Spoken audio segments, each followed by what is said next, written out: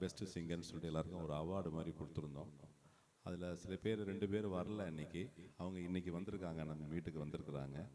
அதனால் அன்றைக்கி கொடுக்க வேண்டியதை வந்து இன்றைக்கி எம்எஸ்எம்எஸ் மூலிமா இன்றைக்கி கொடுக்க போகிறோம் நம்ம.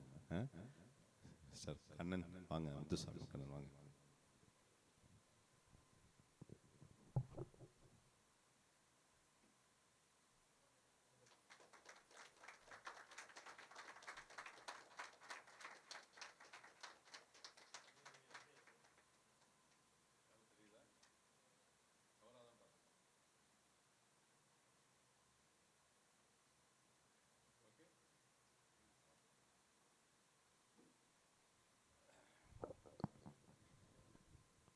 அதே மாதிரி